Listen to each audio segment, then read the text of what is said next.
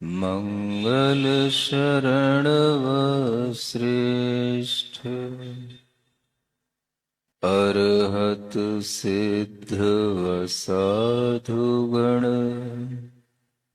धर्म जैन जग ज्येष्ठ तीर्थंकर जिन देव की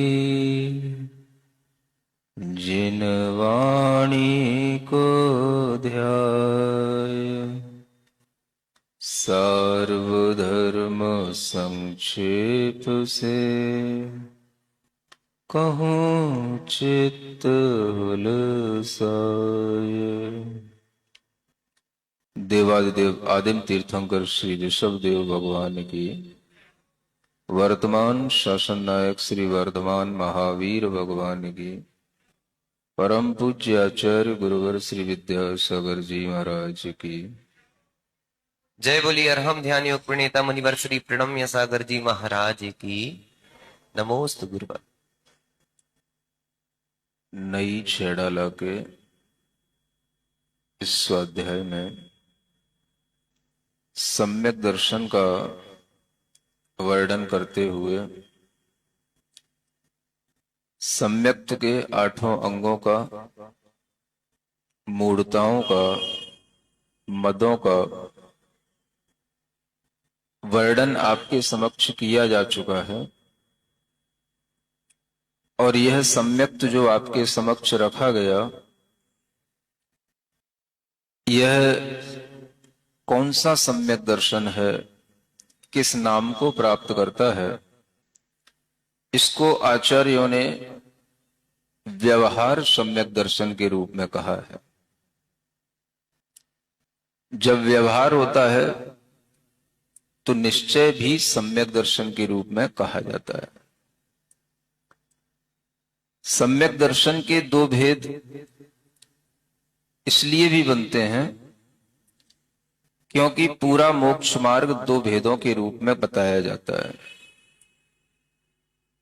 व्यवहार मोक्ष मार्ग भी होता है और निश्चय मोक्ष मार्ग भी होता है। इसी तरह से व्यवहार सम्यक दर्शन भी होता है, निश्चय सम्यक दर्शन भी होता है।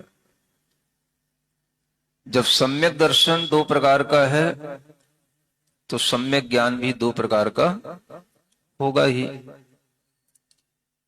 तो उसको भी इसी रूप में जानना, व्यवहार सम्यक ज्ञान और निश्चय सम्यक ज्ञान। जब सम्यक दर्शन सम्यक ज्ञान 2 प्रकार का है तो सम्यक चारित्र भी 2 प्रकार का होगा। व्यवहार सम्यक चारित्र और निश्चय सम्यक चारित्र। जहां पर व्यवहार सम्यक दर्शन, व्यवहार सम्यक ज्ञान और व्यवहार सम्यक चारित्र का संयोजन होगा, उससे जो मार्ग बनेगा वो व्यवहार मोक्ष मार्ग कहलाएगा। और जब निश्चय सम्यक दर्शन, निश्चय सम्यक ज्ञान और निश्चय सम्यक चारित्र को लेकर के जो मार्ग बनेगा उसको निश्चय मोक्ष मार्ग कहेंगे। यह ध्यान में रखते हुए कि मोक्ष मार्ग में जब 2 भेद हो जाते हैं तो मोक्ष मार्ग जिन अंगों के माध्यम से चलता है उनके भी भेद 2 रूपों में स्वतः हो जाते हैं। इसी व्यवहार सम्यक दर्शन को आचार्य सराग सम्यक दर्शन कहते हैं और निश्चय सम्यक दर्शन को आचार्य वीतराग सम्यक दर्शन भी कहते हैं। इस तरह से सम्यक दर्शन को समझने के लिए यह व्यवहार और सराग, इन 2 शब्दावली पर भी आपको ध्यान देना होगा। जो चीज हमारे व्यवहार में आती है, हमारी इंद्रियों का विषय बनती है, जिसमें हम अनेक रूपता का व्यवहार करते हैं, जिसमें अनेक भेद प्रभेद देखने को मिलते हैं, वह सब व्यवहार का अंग होता है। और जिसमें किसी भी तरह का भेद नहीं होता, जिसमें हमारी इंद्रियों का भी वो विषय नहीं बनता, जिसमें हमें सभी प्रकार के प्रभेदों को, भेदों को छोड़ करके सिर्फ एक पर ध्यान देना होता है, उसको निश्चय कहा जाता है। यह व्यवहार और निश्चय की अवधारणा आपके दिमाग में यदि रहेगी तो आप कभी कंफ्यूज नहीं होंगे। व्यवहार और निश्चय का यह कॉन्सेप्ट प्रायोगिक है, और इसको ध्यान में रख करके अगर हम चलेंगे तो हम कितने भी आचार्यों के कुछ भी ग्रंथ पढ़ेंगे, हम कभी भी कंफ्यूज नहीं होंगे। बहुत ही सिंपल है। जब चीजें डिवाइडेड हों, अनेक रूपों में हों, बहुत प्रकार से समझाई जा रही हों, तो वो सब व्यवहार है। जब सिर्फ और सिर्फ एक पर फोकस किया जाए, एक को ही बताया जाए, भेद में न रह करके अभेद की ओर ले जाया जाए, सभी प्रकार के भेद समाप्त करके, प्रकार समाप्त करके उसे एक के रूप में लिया जाए, तो वह निश्चय होता है। तो आप समझ सकते हैं, जहां भेद आएंगे वहां पर व्यवहार होगा, और जहां पर भेद समाप्त हो जाएंगे वहां पर निश्चय होगा। हम जब किसी भी सम्यक दर्शन, सम्यक ज्ञान आदि चीजों को समझते हैं, तो उसे अनेक भेदों के माध्यम से, अनेक प्रकार से हमें प्रारंभ में समझाया जाता है, और बाद में जब हम समझते समझते किसी एक वस्तु पर अपना ध्यान केंद्रित कर देते हैं, तो हम उस समय पर उसमें निश्चय में हो जाते हैं। प्रारंभ में भी जो पढ़ाई करता है उसको भी विद्यार्थी कहते हैं, और जो अंत तक पोस्ट ग्रेजुएशन भी कर लेता है, पीएचडी भी करता है, तब तक भी वो विद्यार्थी कहलाता है। ठीक है, पीएचडी वाले को हम शोधार्थी भी कह सकते हैं, लेकिन है भी वह अभी विद्यार्थी, अभी भी उसको पढ़ना है, पास होना है। जब तक पढ़ने और पास होने की बात होती है तब तक वह विद्यार्थी होता है, चाहे वो पोस्ट ग्रेजुएशन करने वाला हो या पीएचडी करने वाला हो। विद्यार्थी की यह संज्ञा हमें प्रारंभ से प्राप्त होती है, जब से हम नर्सरी में पढ़ने शुरू कर देते हैं। एलकेजी, यूकेजी, न जाने क्या क्या होता है जो हमने कभी नहीं पढ़ा, फिर भी सुनने में आता है। और वह कक्षा 1 से लेकर के जब तक हम ऊपर बढ़ते हैं तब तक हम विद्यार्थी कहलाते हैं। हम देखते हैं कि जब हम प्रारंभिक कक्षाओं में रहते हैं तो हमारे सामने बहुत सारे सब्जेक्ट होते हैं, और हमें बहुत सब्जेक्टों को पढ़ना भी होता है। धीरे धीरे जैसे जैसे हमारी कक्षा बढ़ती जाती है, सब्जेक्ट कुछ कम होते चले जाते हैं। जब हम एमए तक पहुंचते हैं तब तो केवल एक ही सब्जेक्ट रह जाता है, और जब हम पीएचडी में पहुंचते हैं तो उस एक में भी एक टॉपिक रह जाता है। ये जो हमारी पद्धति है, ठीक इसी तरह से समझो व्यवहार और निश्चय की पद्धति। जहां व्यवहार होता है वहां पर अनेक रूपों में अनेक चीजों को आपको समझना होता है और उसके माध्यम से आगे बढ़ना होता है।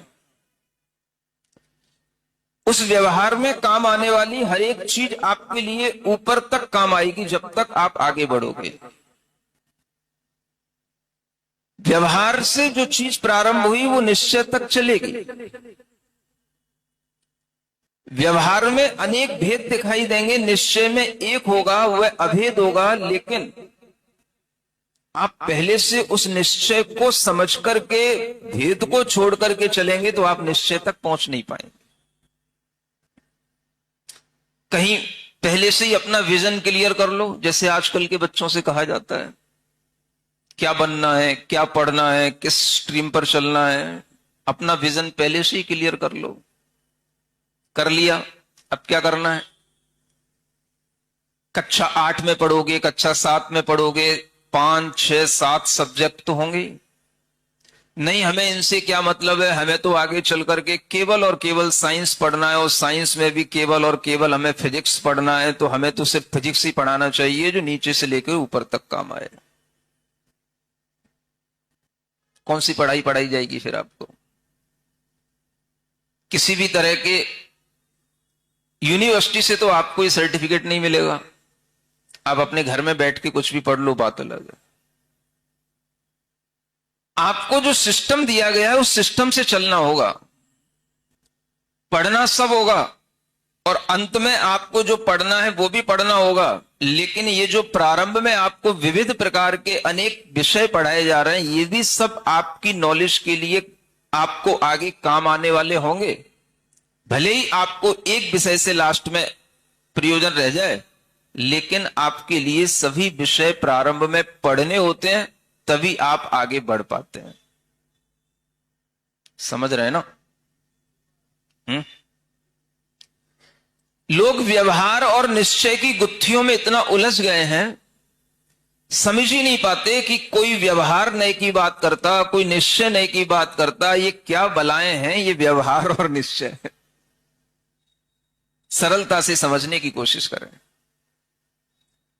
चीजें जब गलत तरीके से इंटरप्रेट की जाती हैं तो वो उलझ जाती हैं, जबकि तीर्थंकरों ने किसी भी तरह की उलझन नहीं दी हमारे लिए। हर चीज का स्पष्टीकरण नयों के माध्यम से करते हुए आपको बताया गया है, और हर चीज सरल है, बस आप एक बार समझने की कोशिश भर करें। तो व्यवहार में अनेक भेद होंगे। मान लो हमें सम्यक दर्शन की बात चल रही है, सम्यक दर्शन की ही बात करना है। जब हम सम्यक दर्शन की बात करेंगे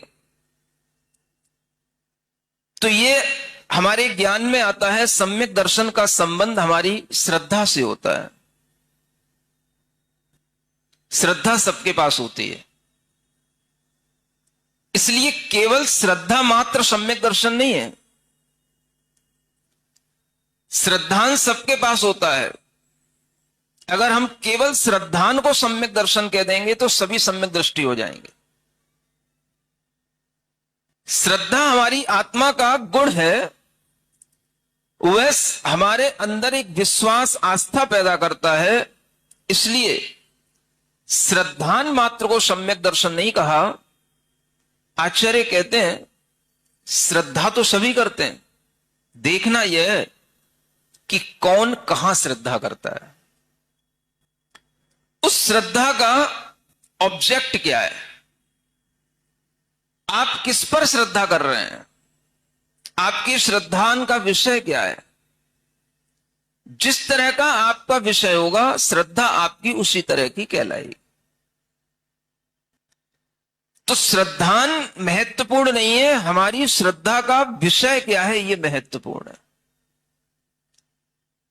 जब हम उस श्रद्धा को बाहर की ओर देखते हैं और उस श्रद्धा के विषय को पकड़ते हैं, तो हमारे सामने एक नहीं अनेक विषय आ जाते हैं, और वह अनेक विषय हमें कहीं ना कहीं उन्हीं 3 तत्वों से रिलेटेड होते हैं, जिनकी चर्चा आपको इसी दूसरी ढाल में पहले कराई गई है। कौन से 3 तत्व? देव, शास्त्र और गुरु। ये 3 तत्व हैं। इन्हीं 3 तत्वों से जब हम जुड़ते हैं तो हमारी श्रद्धा भी 3 विषयों में जुड़ती है। जब हमारी श्रद्धा 3 विषयों में जुड़ गई तो कम से कम 3 सब्जेक्ट तो हमारे पास हो ही गए ना। जब हमारी श्रद्धा में ये 3 विषय आए,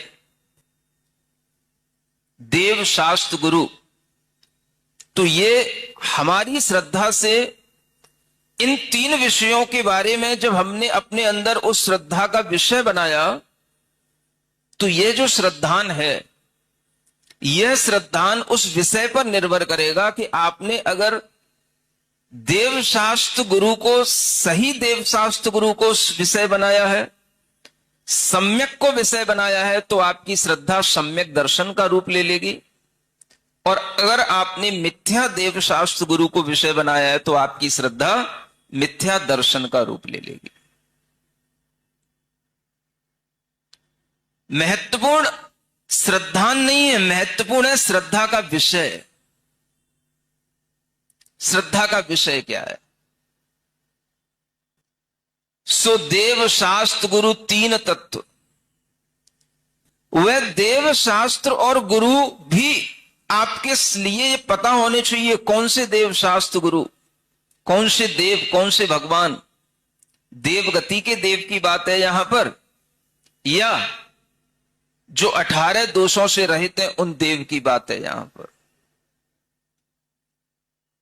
ये आपकी श्रद्धा का विषय इस तरह से बनेगा तब आपके लिए सम्यक दर्शन की भूमिका बनेगी। और ये सम्यक दर्शन जो आपको अनेक सब्जेक्टों के माध्यम से पढ़ाया जा रहा है, अनेक सब्जेक्ट जिसका विषय बन रहे हैं, वह सम्यक दर्शन आपके लिए अनेक भेदों में आ रहा है।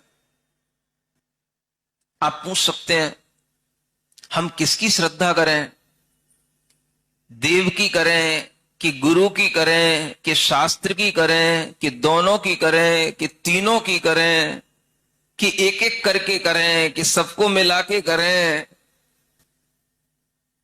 नहीं समझ में आया? कुछ तो पूछ सकते हो ना, कुछ पूछते ही नहीं। इसका मतलब है आप सुनने के बाद कुछ गुनते ही नहीं। किसकी श्रद्धा? एक की करने से काम चलेगा क्या? दो की करने से काम चलेगा क्या? तीन की कर लें फिर चार की मत करवा देना। फिर यूं मत कहना कि भाई चत्तारी शरणम पवज्जामि, चत्तारी मंगलम, तीन लोक में चार हैं, मंगल शरण व श्रेष्ठ। फिर इनका क्या करेंगे? तो तीन की श्रद्धा करें कि चार की करें कि पांच की करें कि छह की करें कि सात की करें, कितने की करें? आठ की करें कि नौ की करें? सुन रहे हो ना? अगर आप सबसे पहले अपने अंदर सम्यक दर्शन की पढ़ाई पढ़ रहे हो, सम्यक दर्शन की कक्षा में शामिल हो रहे हो, तो आपको सब्जेक्टों की चिंता नहीं करनी है। सुन रहे हो? एक तो होगा नहीं, एक से काम तो चलेगा नहीं। एक तो कहां मिलेगा? एमए में। अभी तो आपने शुरुआत की है, अभी से एक सब्जेक्ट कैसे हो जाएगा? तो कम से कम आपके लिए सबसे पहले 3 सब्जेक्ट की व्यवस्था बनाई गई। कितने कम से कम होने चाहिए? 3। देव, शास्त्र, गुरु। जब आपका मन बन गया कि हां हमें 3 सब्जेक्ट लेने हैं, अच्छे हैं, ठीक है, इसी को ही और डिवाइड करके अब हमने 3 के 4 बना दिए। सुन रहे हो? क्या बना दिए?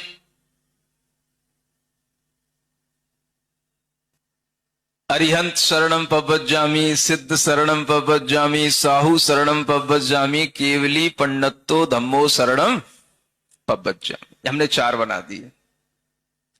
अब ये 4 कई रूपों में भी बन सकते हैं। आचार्य कुंद कुंद देव ने मोक्ष पाहुड़ में एक गाथा लिखी, हिंसा रहिए धम्मे, 18 दोष वज्जिए देवे, निगंथे पव्वयणे सद्धरणम होई सम्मतम। उन्होंने कहा कि इन पर श्रद्धान करने से सम्यक्त होगा। किन पर? तो उन्होंने 4 चीजें बता दी। पहले कहा हिंसा रहिए धम्मे, उस धर्म पर श्रद्धान करो जिस धर्म में हिंसा नहीं होती। अहिंसा धर्म पर श्रद्धान करो। फिर कहते हैं 18 दोष वज्जिए देवे, उस देव पर श्रद्धान करो जो 18 दोषों से रहित है। फिर कहते हैं निगंथे, निर्ग्रंथ पर भी श्रद्धान करो जो निर्ग्रंथ मुनि है। और पव्वयणे, जो प्रवचन है जो उपदिष्ट पदार्थ है उस पर भी श्रद्धान करो। तो अब आपको विचलित नहीं होना। 3 पर कर लिया तो 3 से ही 4 पर आ जाओगे, 4 से 5, 6, 7, 8, 9 कितने ही सब्जेक्ट बनते चले जाएं, लेकिन उन सबका आधार क्या है? सुदेव शास्त्र गुरु 3 तत्व। इन्हीं 3 से 4 बन गए, 4 के भी 2 रूप हो गए, 4 शरण के रूप में, और ये आचार्य कुंद देव ने जो 4 चीजें बता दी इनके रूप में। सद्धरणम हुई सम्मतम, इन 4 चीजों का श्रद्धान करोगे तो सम्यक दर्शन होगा। सुन रहे हो? आपको 3 सब्जेक्ट भी पढ़ सकते हैं, आप 4 सब्जेक्ट भी पढ़ सकते हैं। आपको पढ़ना अनेक रूपों में होगा। प्रारंभ में आपके लिए सम्यक दर्शन इसी तरह से उत्पन्न होगा, इन्हीं सम्यक्त के विषयों पर आपको अपना फोकस करना होगा और इसी में अपनी रुचि लेनी होगी। तो 4 के बाद 5वीं सब्जेक्ट आपके पास हो सकते हैं, 5 अस्तिकाय।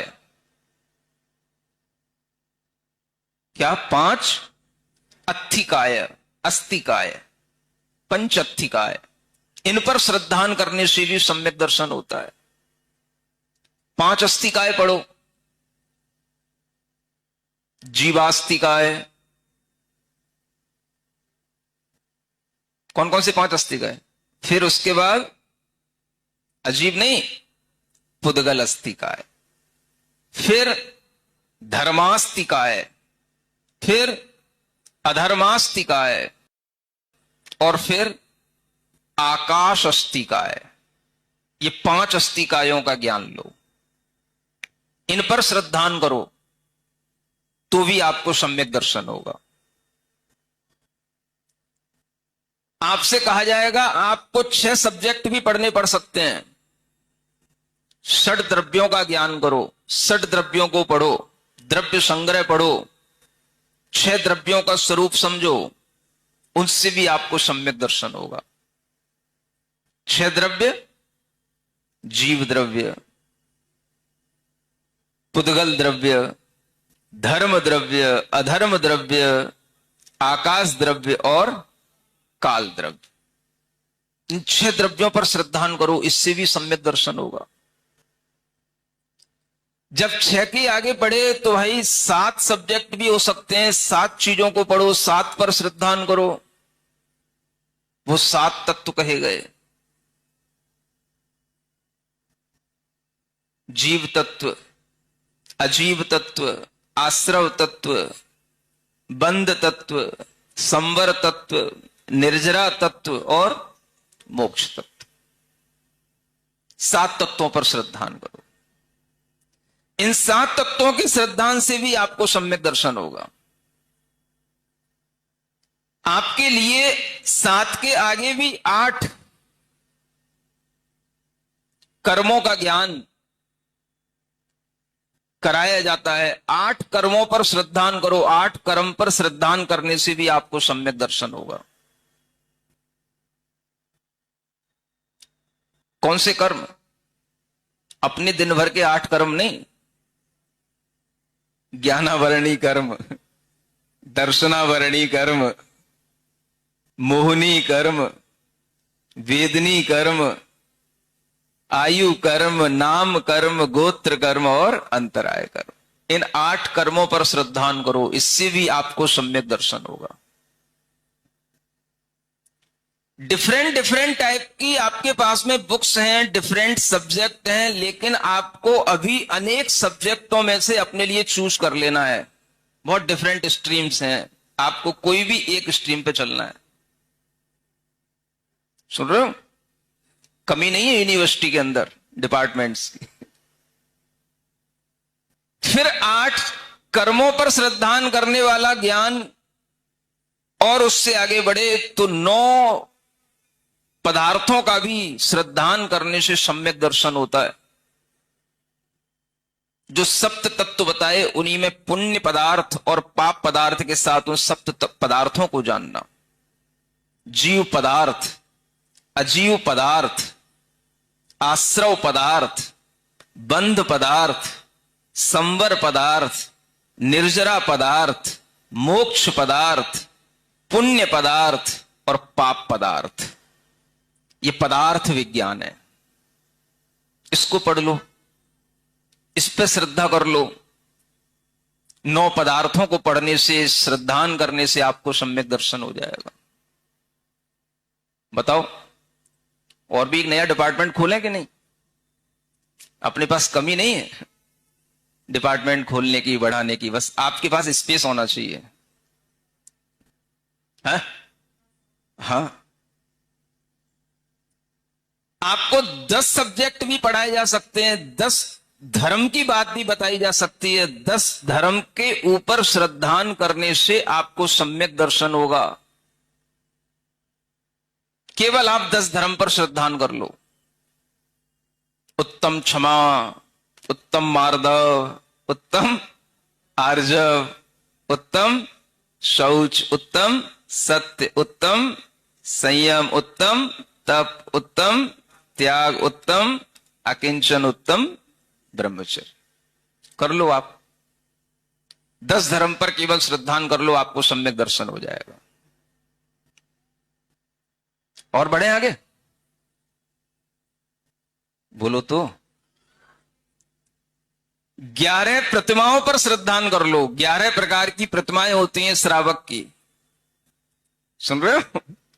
दर्शन प्रतिमा, व्रत प्रतिमा, सामायिक प्रतिमा, प्रोषद प्रतिमा, सचित त्याग प्रतिमा, सचित त्याग, रात्रि मुक्ति त्याग प्रतिमा, आरंभ त्याग प्रतिमा, पहले ब्रह्मचर्य प्रतिमा, आरंभ त्याग प्रतिमा, परिग्रह त्याग प्रतिमा और अनुमति त्याग प्रतिमा, और अंत में जाकर के उद्दिष्ट त्याग प्रतिमा।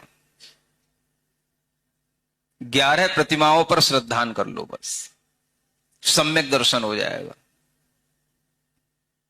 सुन रहे हो? और बढ़े आगे क्या है? 12 भावनाओं पर केवल श्रद्धान कर लो, आपको सम्यक दर्शन हो जाएगा।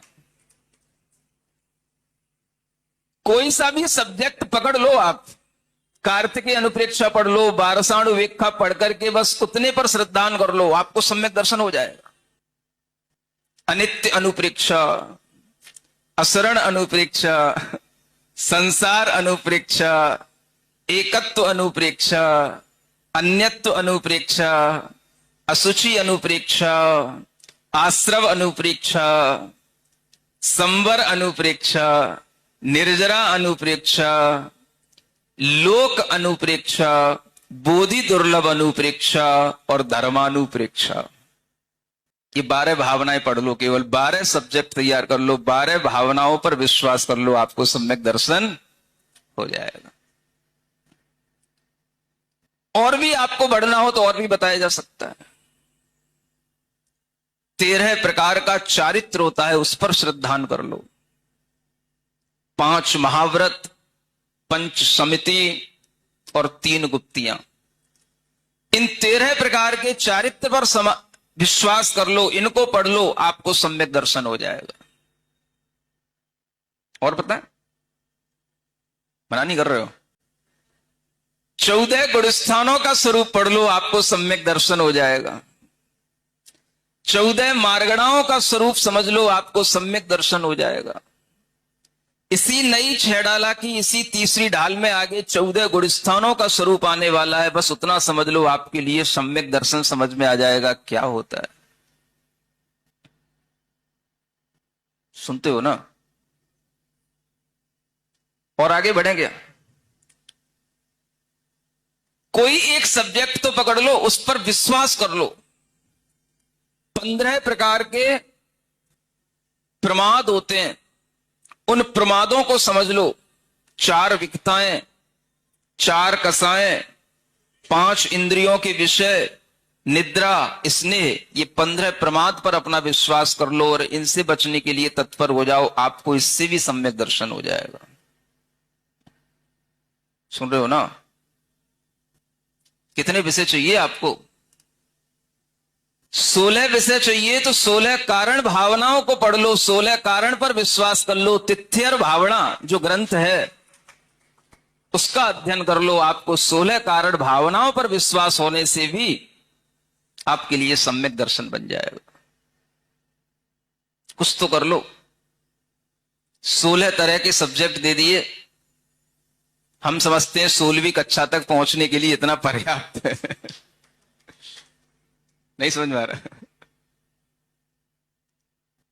12 और 3 15 और एक MA की 16।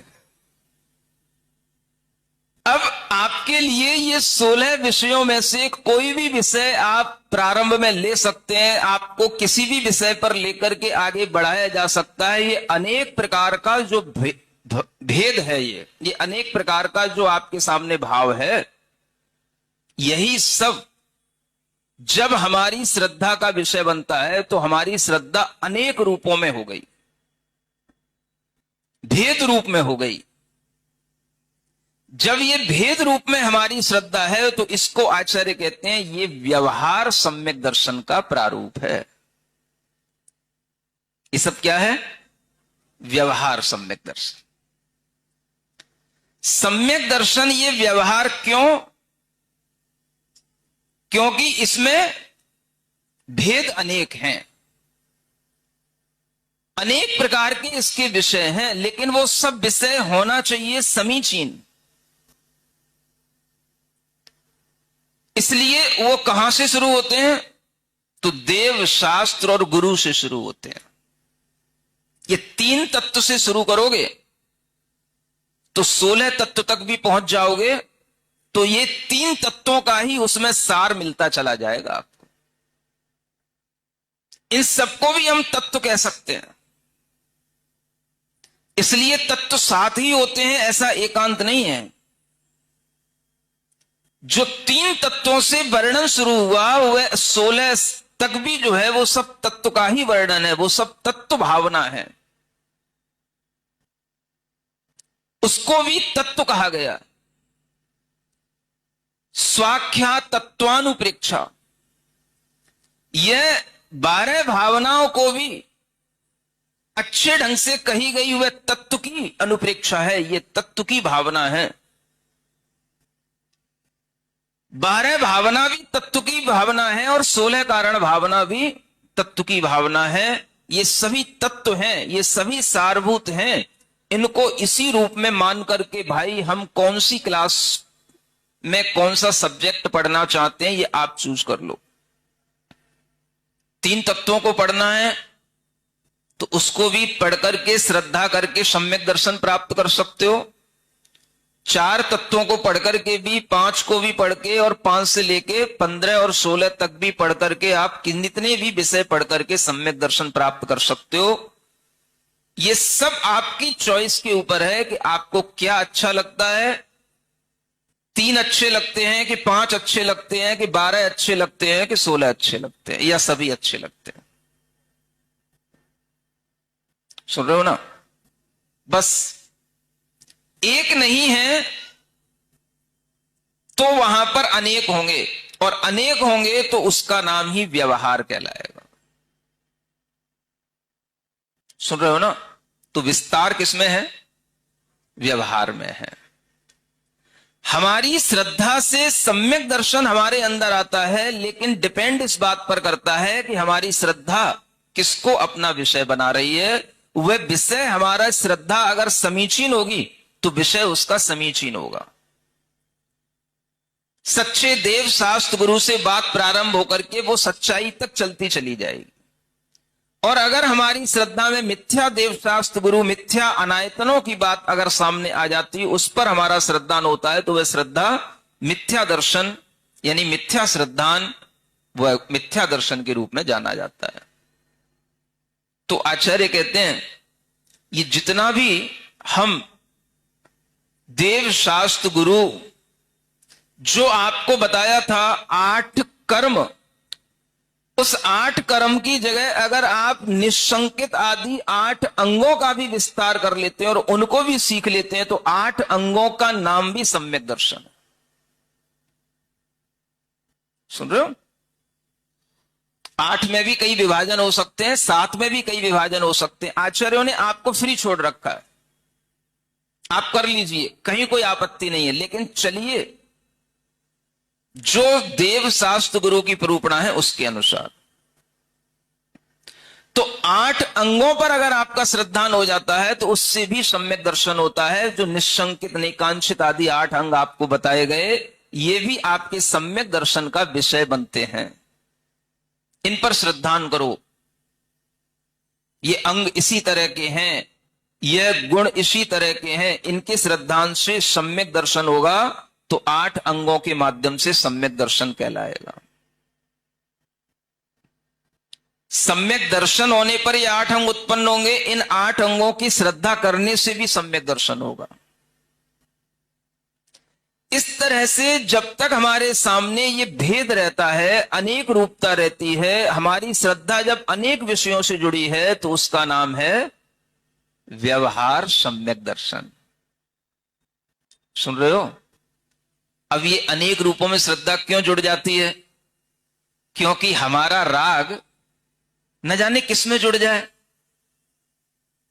कभी भगवान अच्छे लगते हैं, कभी गुरु अच्छे लगते हैं, कभी प्रवचन अच्छे लगते हैं, प्रवचनों में भी कभी 12 भावनाएं अच्छी लगती हैं, कभी 8 अंग अच्छे लगते हैं, कभी 7 तत्व अच्छे लगते हैं, कभी 16 कारण भावनाएं अच्छी लगती हैं। सुन रहे हो ना? किससे अच्छी लगती हैं? अच्छा लगने का मतलब क्या है? अच्छा लगता है। अच्छा कब लगता है? जब अपने अंदर इंटरेस्ट होता है। समझ रहे हो? इंटरेस्ट मीन्स रुचि। रुचि उत्पन्न होती है किसी भी चीज के प्रति तो किससे होती है? तो राग से होती है। तो आपका डिफरेंट टाइप्स के सब्जेक्ट्स में जो इंटरेस्ट आ रहा है, ये सब ड्यू टू योर राग मीन्स अट्रैक्शन। किससे आ रहा है? ये आपके राग के कारण से आ रहा है। तो राग के साथ भी श्रद्धान चल रहा है। सुन रहे हो ना? हां, बहुत अच्छे से समझ लो ताकि कोई भी पंडित आपको बहका ना पाए। समझ में आ रहा है ना? इसलिए मैं पंडिताई की बात आपको बता रहा हूं। सब पंडितों से बढ़ करके एक पंडित की बात सुन लो। क्या कह रहा था? तो जो राग है, उस राग के साथ भी सम्यक दर्शन होगा कि नहीं होगा? क्योंकि श्रद्धा जो हमारी बन रही है वह राग के साथ बन रही है और वो राग स्पष्ट दिख रहा है। बीतराग भगवान अच्छे लग रहे हैं, जिनेंद्र भगवान की भक्ति में मन लग रहा है, पार्श्वनाथ भगवान अच्छे लग रहे हैं, आदिनाथ भगवान अच्छे लग रहे हैं, महावीर भगवान अच्छे लग रहे हैं, 2400 भगवान अच्छे लग रहे हैं, निर्ग्रंथ गुरु अच्छे लग रहे हैं। कैसे लग रहे हैं? उसे वीतरागता की भाव से अच्छे लग रहे हैं क्या? वीतराग हम नहीं हो गए, वीतराग तो वो है। हमारा जो ऑब्जेक्ट है वो वीतराग है, हम अभी वीतराग नहीं हो गए। हम अगर वीतराग हो जाएंगे तो तुम्हें उनसे कुछ मिलेगा ही नहीं। तो पहले उनसे क्या करना पड़ेगा? राग करना पड़ेगा। बिना राग के आपके अंदर उनके प्रति कोई इंटरेस्ट नहीं आएगा, कोई भक्ति का भाव नहीं आएगा, और अगर आएगा तो वो व्यर्थ कहलाएगा। इसलिए राग के साथ भी श्रद्धान होता है। तो उस श्रद्धान को आचार्यों ने कहा सराग सम्यक दर्शन। क्या कहा? समझ में आ रहा है ना? तो जो व्यवहार सम्यक दर्शन है वही सराग सम्यक दर्शन। व्यवहार के अनेक विषयों में जो आपको इंटरेस्ट आ रहा है, जो आपके अंदर राग के कारण से आस्था उत्पन्न हो रही है, हाँ ये बहुत सही चीज है, मुझे बहुत सही चीज मिल गई, मैं बहुत सही जगह पर आ गया, ये जो आपके अंदर एक फीलिंग कभी आए, तो इसी को सम्यक दर्शन की प्रतीति कहा जाता है। ये प्रतीति होना, सुनते हो, ये प्रतीति किसी को भी हो सकती है, एक कुत्ते को भी हो सकती है, एक हाथी को भी हो सकती है, चींटी चींटे को नहीं होगी। जो संगी होगा, पंचेंद्रिय होगा, उस जानवर को भी हो सकती है, एक पक्षी को भी हो सकती है, जो कबूतर हो, तोता हो, उसको भी हो सकती है, क्योंकि ये संगी पंचेंद्रिय होते हैं। किसी भी मनुष्य को हो सकती है, बस जरूरी यह है कि उसके पास मन और 5 इंद्रियां होनी चाहिए। वो चाहे स्पेन का हो, चाहे यूएस का हो, चाहे रूस का हो, चाहे भारत का हो, चाहे चीन का हो, आपको किसी से भी बुराई नहीं रखनी, और इवन पाकिस्तान का भी हो तो भी। सुन रहे हो? हां, सम्यक दृष्टि कोई भी हो सकता है। इतनी विशालता, इतनी उदारता अपने अंदर रखोगे और किसी के लिए इस तरह से यह तत्व ज्ञान दोगे, इसी को तत्व कहा। 3 तत्व से लेकर 16 तत्वों तक कोई भी ज्ञान अगर आप किसी के लिए दे पा रहे हो, तो वह व्यक्ति के अंदर भी अगर श्रद्धा आ गई, समझ आ रहा है ना, उसके अंदर अगर ये विश्वास आ गया, ये फीलिंग आ गई, जैसे कल आपको बताया था, हा? कहां से आई थी? हाँ, पुर्तगाल, पोर्टुगाल। तो वो पुर्तगाल से भी आई है, उसके अंदर ये फीलिंग आ रही है कि हाँ बहुत अच्छी चीज है, आज बहुत अच्छी फीलिंग आ रही है, मेरे रोंगटे खड़े हो रहे हैं, मैं हर्ष से रोमांचित हो रही हूं, मैं बहुत लकी हूं। बस ऐसा भाव आने का मतलब ही है कि आपको ये आइटम पसंद आ गया, आपके अंदर इंटरेस्ट आ गया। इंटरेस्ट आ गया माने आपकी भीतर की चेतना समीचीन श्रद्धान के साथ, सराग सम्यक्त के साथ जुड़ गई। इसका नाम क्या है?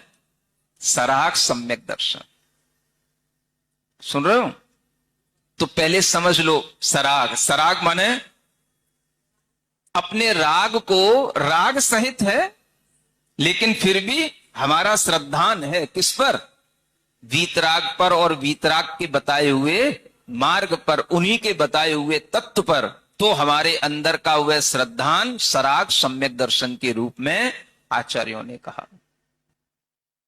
प्रारंभ में आपको वीतराग सम्यक दृष्टि नहीं बनना। क्या बनना? हां, पढ़ाई यहीं से शुरू होगी, चाहे कितने ही इंटेलिजेंट हो। सुन रहे हो? पहले क्या बनोगे? सराग सम्यक दृष्टि। अचानक से कुछ नहीं होता, बाईपास नहीं होता, यहां शॉर्टकट भी नहीं होता। जो लाइन जैसी बिछी हुई है उसी पे चलना है, उसी के अनुरूप, उस जिसके बाद जो क्रम आना है वो उसके बाद ही आएगा, अनुक्रम से इसको कहते हैं। तो सराग सम्यक दर्शन के बिना कभी वीतराग सम्यक दर्शन नहीं होता। व्यवहार सम्यक दर्शन के बिना कभी निश्चय सम्यक दर्शन नहीं होता। अनेक रूपों में श्रद्धा किए बिना कभी एक तत्व की, एक आत्म रूप की श्रद्धा कभी बनती नहीं है। ये पढ़ाई पहले पढ़ लो। सुन रहे हो? तो व्यवहार में आपको एक चीज नहीं पढ़ाई जाएगी, कितनी? अनेक। श्रद्धा आपकी एक पर नहीं बिठाई जाएगी, कितनों पर? अनेक पर। क्योंकि आचार्यों को पता है आपकी श्रद्धा शुरू से एक पर नहीं रह सकती। आप एक को सुनने के बाद कुछ और बताओ ना, कब तक एक ही बात? समझ में आ रहा है ना? तो आपकी श्रद्धा के लिए अनेक सब्जेक्ट दिए गए, इसलिए एक को छोड़कर के जो अनेक रूपों में आपकी श्रद्धा बिखर रही है, कहना चाहिए बिखरने का मतलब अनेक रूपों में विभाजित हो रही है, वह व्यवहार सम्यक दर्शन है। उसको भी सम्यक दर्शन कहा, गलत नहीं है। मिथ्या दर्शन का विपरीत वह परिणाम सम्यक दर्शन का परिणाम है। चाहे किसी भी रूप में जुड़ जाए, चाहे अहिंसा धर्म से जुड़ जाए, चाहे वह वीतराग देव से जुड़ जाए, चाहे वो निर्ग्रंथ गुरु से जुड़ जाए, और चाहे उन निर्ग्रंथों के प्रवचनों से जुड़ जाए। समझ आ रहा है? तो व्यवहार सम्यक दर्शन सबसे पहले ग्रहण करने योग्य होता है। कोई भी जीव होगा सबसे पहले वह व्यवहार सम्यक दृष्टि ही बनेगा, चाहे तीर्थंकर का ही जीव क्यों ना हो। क्रम यही है। वह व्यवहार सम्यक दर्शन के रूप में ही अपने अंतरंग में अनंतानुबंधी कषायों का, मिथ्यात्वादी परिणामों का, उन कर्मों का उपशमन करके अपने अंतरंग में सम्यक दर्शन प्राप्त करेगा। तो एक प्रक्रिया बाहर चल रही होगी उसके इंटरेस्ट की, और एक प्रक्रिया कर्म के अंदर चल रही होगी जो उन कर्मों को दबा रही होंगे। वह आत्मा के परिणाम जो कर्म के परिणाम को दबा दें, तो उसी के लिए ऐसा इंटरेस्ट भीतर से आने लग जाता है। उसी भीतर के इंटरेस्ट को ही सम्यक दर्शन का भाव कहा जाता है, जो आएगा कब? जब आपका मिथ्यात्व कर्म शांत हो जाएगा, अनंतानुबंधी कषाय शांत हो जाएगी, तब आपके अंदर वह रियल इंटरेस्ट क्रिएट होगा जो आपको सच्चे देव से, शास्त्र से, गुरु से, प्रवचन से, अनेक विषयों से आपको जोड़े रखेगा, और आप हमेशा उसी में सुख अनुभव करेंगे, सब में सुख अनुभव करेंगे। 10 धर्मों का पालन कर रहे हैं तो भी सुख, 10 धर्मों की पूजा कर रहे हैं तो भी सुख, 10 धर्म का जाप कर रहे हैं तो भी सुख, सब में आपको सुख मिलेगा। यह सुख की अनुभूति भी अनेक रूपों से जब वह करने लग जाता है, तो इसी का नाम सराग सम्यक दृष्टि जीव कहलाता है। सराग सम्यक दर्शन को जो जीव धारण करे उस जीव को क्या बोलेंगे? सराग सम्यक दृष्टि। तो सम्यक दृष्टि तो जीव हो गया, आत्मा हो गई, और सम्यक दर्शन उसका गुण हो गया। सुन रहे हो ना? सिंपल है ना? आपको भटकने की कोई जरूरत नहीं है। ये सराग सम्यक दर्शन, इसी को यहां कहा जा रहा है सो समकित भी व्यवहार जान। सो माने वह जो आपके लिए अभी तक कहा, 8 अंगों का सम्यक दर्शन, 8 मदों से दूर रहने वाला सम्यक दर्शन, 3 मूढ़ताओं से दूर रहने वाला सम्यक दर्शन, 6 अनायतनों से दूर रहने वाला सम्यक दर्शन, देव शास्त्र गुरु की श्रद्धा करने वाला सम्यक दर्शन, सो समकित भी। ये सब क्या है? व्यवहार जान। व्यवहार माने झूठा नहीं। जो व्यवहार को झूठा कहे, समझना उससे बड़ा झूठा इस दुनिया में कोई है नहीं।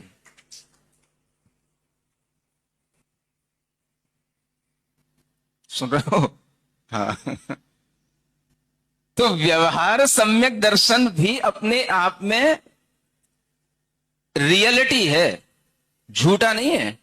वो सम्यक दर्शन का एक प्रकार है, एक रूप है, और वह रूप दूसरी अनेक चीजों से जुड़ा हुआ है, इसलिए उसका नाम व्यवहार है। अनेक रागों से जुड़ा हुआ है, इसलिए उसका नाम सराग है। ये सराग या व्यवहार सम्यक दर्शन भी वास्तविक है, झूठा नहीं है, क्योंकि ये भीतर मिथ्यात्व आदि कर्मों के उपशमन से हुआ है, जो ऊपर लिखा था। सो द्रग मोहादि 8 प्रकार के जो दर्शन, मोह आदि 7 प्रकार के जो ये कर्म हैं, इनके उपशमन से होता है, तब वो 8 अंग उत्पन्न होते हैं।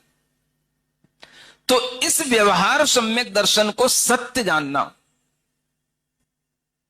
व्यवहार को गलत कहना, व्यवहार को यूं ही कहना, व्यवहार को झूठा कहना, ऐसा कहने वाला कोई हो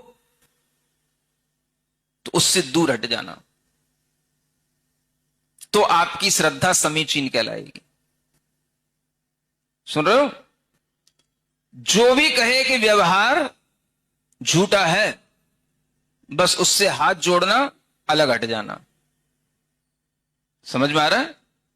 इतना अगर आपने कर लिया तो आपने अमूढ़ दृष्टि अंग का पालन कर लिया, आप मूढ़ता में नहीं बहे, आपका सम्यक दर्शन सुरक्षित बना रहेगा।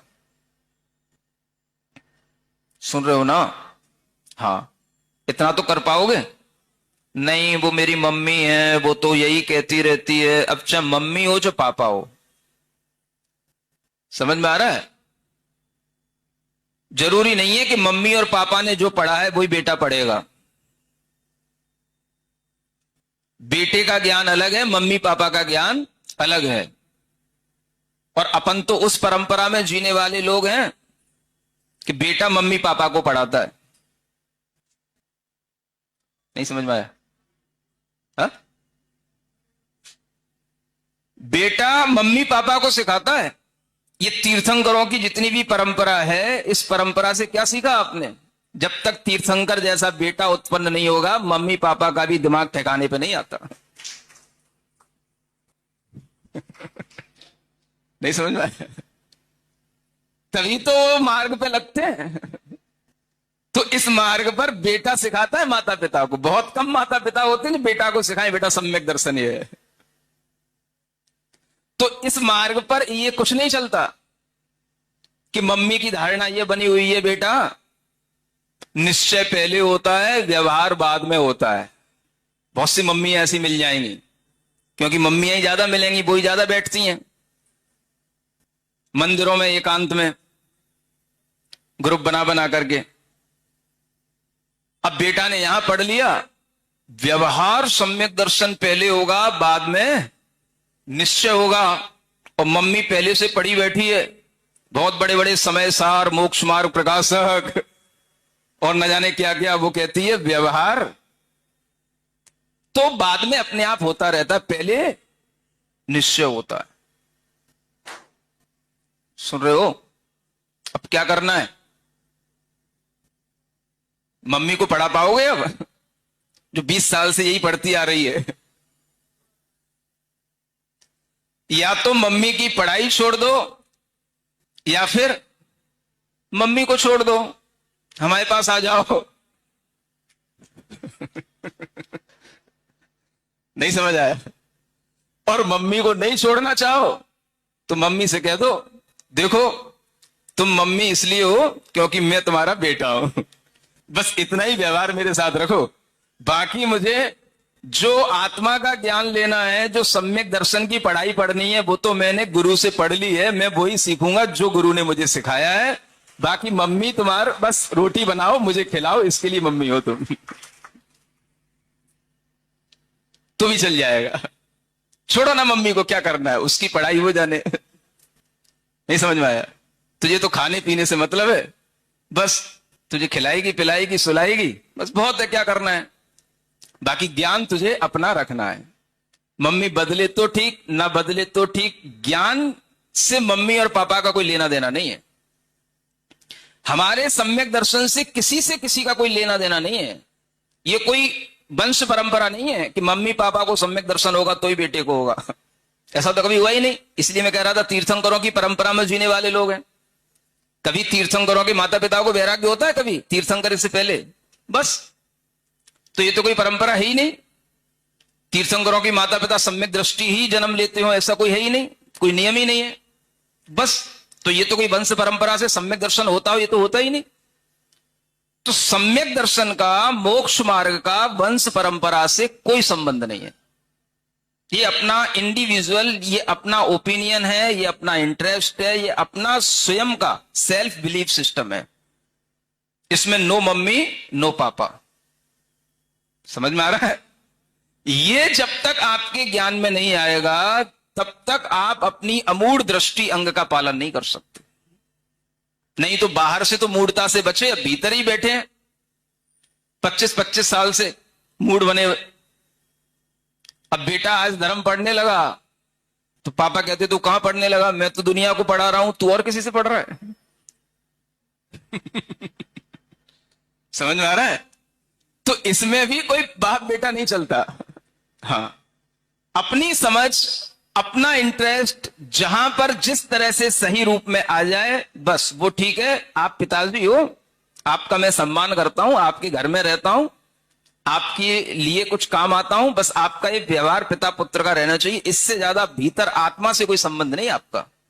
हाँ, समझ में आ रहा है ना? ऐसे कहने वाले जब बेटे मिलेंगे, बेटियां मिलेंगी, ऐसे कहने सोचने वाले जब भव्य जीव मिलेंगे, तब इस धर्म का उद्धार होगा, तब सम्यक दर्शन की बाढ़ आएगी, तब सम्यक दृष्टि जीव उत्पन्न होंगे। समझ में आ रहा है? हाँ, तो धर्म का किसी से कोई मतलब नहीं। मम्मी कहां जा रही, पापा कहां जा रहे, तुम्हें जहां जाना जाओ, मुझे तो लाल किले पे ही जाना है 10 लक्षण धर्म करने के लिए बस। नहीं, मेरा तो नियम है, मैं 20 साल से उसी मंदिर में पूजा करते आ रही हूं। तो जाओ ना, कौन रोक रहा तुमको? मुझे मत रोको बस।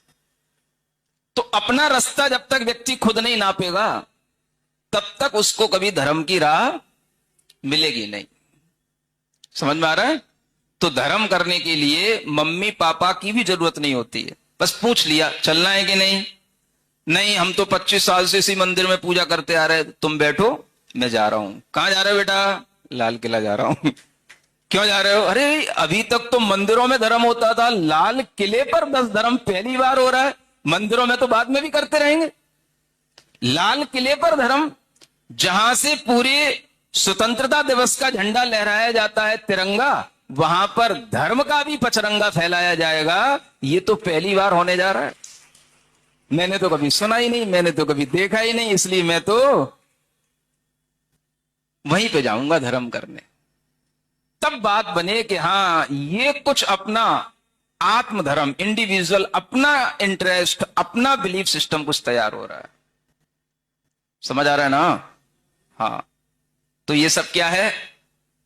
ये सब व्यवहार सम्यक दर्शन है। आज अपन व्यवहार सम्यक दर्शन की डिटेल समझते हैं, निश्चय की भी समझ लेंगे। मना नहीं है, आगे और भी विषय आएगा, आपको बताएंगे।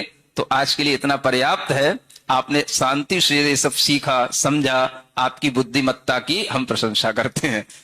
ओम अरहम, ओम अरहम, ओम अरहम बोल। ओम अरहम, ओम अरहम, ओम अरहम बोल। सभी कार्य की सिद्धि से तो पहले इसको बोल। सभी कार्य की सिद्धि से तो पहले इसको बोल। ओम अरहम नमः, ओम अरहम नमः, ओम अरहम नमः, ओम अरहम नमः, ओम अरहम नमः।